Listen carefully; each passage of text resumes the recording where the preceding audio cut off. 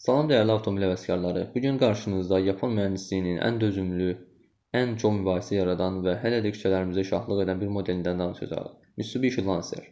Amma bu gün sadəcə Lancerdən danışmırıq. Biz bu gün 8-ci və 9-cu nəsillər arasındakı o görünməz xətti çəkirik. Hamının Lancer 9 dediyi maşın əslində nədir? Gəlin əvvəlcə kod məsələsini həll edək. Necə ki Mercedes həvəskarları üçün W124 əfsanəvi quz oldusa, Mitsubishi Lancer həvəskarları üçün də 2000-ci illərin parolu CS-dir. Bəli dostlar, həm 8-ci nəsil Lancer Sedia, həm də hamımızın tanıdığı 9-cu nəsil Lancer əslində eyni CS platforması üzərinə qurulub. Texniki sənədlərdə hər ikisi CS seriyası ilə keçir. Amma fərq detalda gizlidir. Məsələn, 1.6 mühərrikli Lancer 9 sürüsünün üstə sizin kuzu kodunuz CS3A-dır.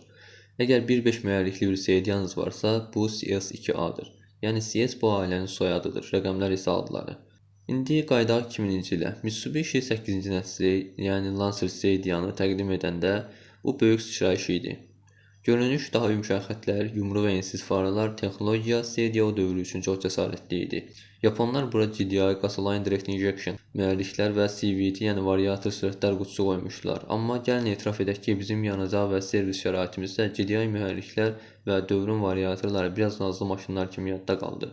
Məhz buna görə də 9-cu nəsil Mitsubishi bir addım geri atıb 2 addım irəli getdi. Və budur, 2003-cü ildə səhnəyə Lancer 9 çıxır. Əslində bu 8-ci nəslin mükəmməlləşdirilmiş restyling versiyası idi. Amma o qədər uğurlu alındı ki, hamı ona ayrıca bir nəsil kimi baxdı.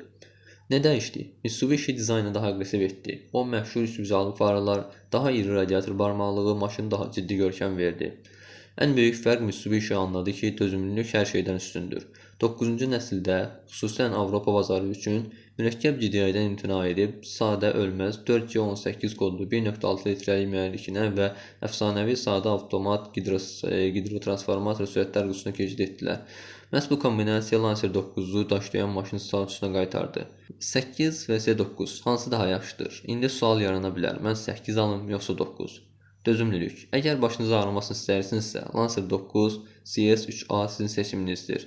Sadə mühərrik, sadə korobka, komfort və idarəetmə. Maraqlıdır ki, 8-ci nəslin Sediaların çoxu daha yumşaq askı sisteminə və bəzən daha zəngin salon təchizatına malik olurdu. Ehtiyat hissələri. Yaxşı xəbər budur ki, kuzo kodu eyni, yəni CS olduğu üçün qapılar, dam, şüşələr və bir çox askı sistemləri bir-birinə birəbir uyğun gəlir. Amma ön hissə, yəni morda, faralar, bufer, kapot, grilla tamamilə fərqlidir. Belə dostlar, yekunda onu deyim ki, Lancer 9-cu nəsli əslində 8-ci nəslin facelift görmüş versiyasıdır. Sadəcə Mitsubishi bu versiyanı facelift 8-ci nəsil adlandırmaq yerinə yeni bir nəsil kimi tanıdı və 9-cu nəsil adını verdi. Və indi keçək avtomobilin mühərriklərinə. Bu avtomobildə 3 əsas mühərrikdən istifadə edilib. 4C13 kodlu 1.3 litrəlik benzin mühərriki, 4C18 kodlu 1.6 litrəlik mühərrik və 4C63 kodlu 2.0 litrəlik mühərrik, hansı ki indi bu mühərriklərin hər birindən ayrı-ayrı tam ətraflı bəhs edəcəyim. 1.3 litrəlik 4G13 kodlu mühərrik ilə başlayaq. CVT mühərrikdir. 16 volt 4 silindrli mühərrik 82 at gücü və 120 Nm tork hasil edərkən 0-dan 100-ə sürətlənməsi 13.7 saniyə təşkil edir. Maksimum sürət 171 km/saatda elektronik olaraq limitlənib. Sürətlər qutusu 5 pilləli manuel və ya 4 pilləli avtomatik sürətlər qutusu öndən çəkişli avtomobildir. Yanacaq sərfiyyatı ortalama 6-7 litr təşkil edir. Boş ağırlıq 1000-1100 kq civarındadır. Ölçülərini bilmək istəyənlər üçün deyim. 4295 mm uzunluq və 1690 mm genişliyi var. 1395 mm də yerdən yüksəkliyidir. Gələk 1.6 litrəlik mühərrikə 98 at gücü 154 Nm. Tork 0-dan 100-ə sürətlənməsi 10.7 saniyə burada düşür artıq. Maksimum sürəti 191 km/saat elektronik olaraq limitlənib. Ortalama yanacaq sərfiyyatı 7.2 litr bölünsün 100 km.